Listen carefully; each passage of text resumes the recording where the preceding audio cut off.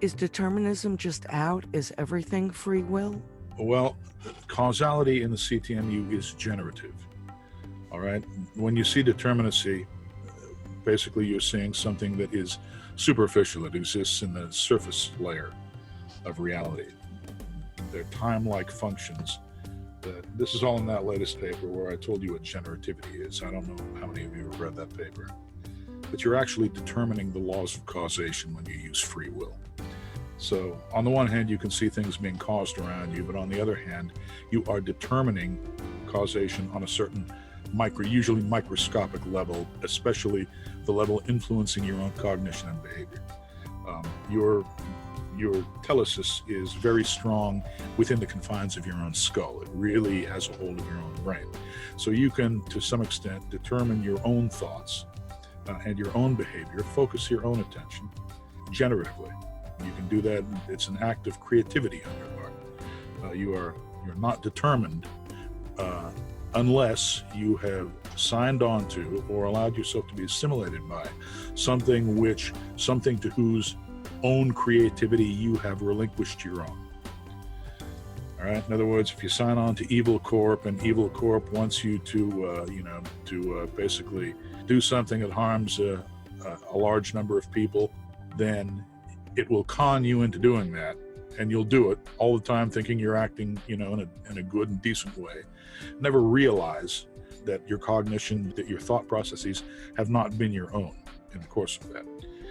And so you just have to be very careful and watch out that you don't sign on to anything that's going to do that to you. Remember that generativity thing is important. What you think is causation is not.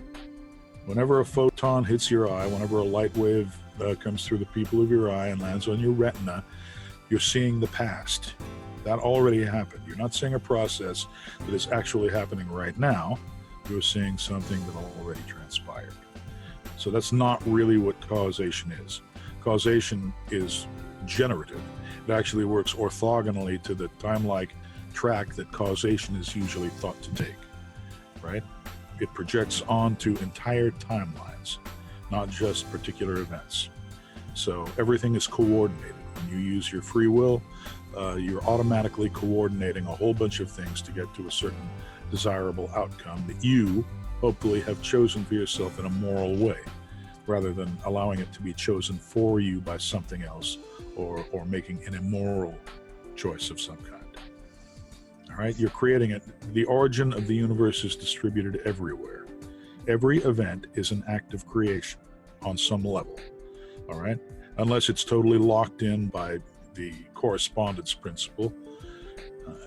Some of you probably don't know what that is. Niels Bohr had a principle called the correspondence principle. Do you know who Niels Bohr was? He was a quantum theorist from Denmark. He came up with the orbital theory of the atom with electrons orbiting the nucleus in a cloud. He was like the seminal quantum theorist. He and Heisenberg were the ones who came up with the Copenhagen interpretation. According to Bohr, the correspondence principle says that what happens on the microscopic scale, the quantum scale, has to describe the classical scale in the limit of large quantum numbers, which means that it has to describe what happens in the classical world.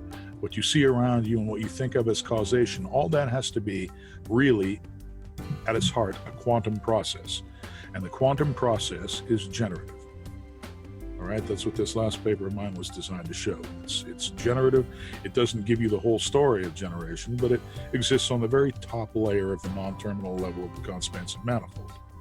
Okay, beneath that is where causation actually occurs, in the manifold, actually feeding back you by telerecursion and creating optimal outcomes for you that condition your own behavior.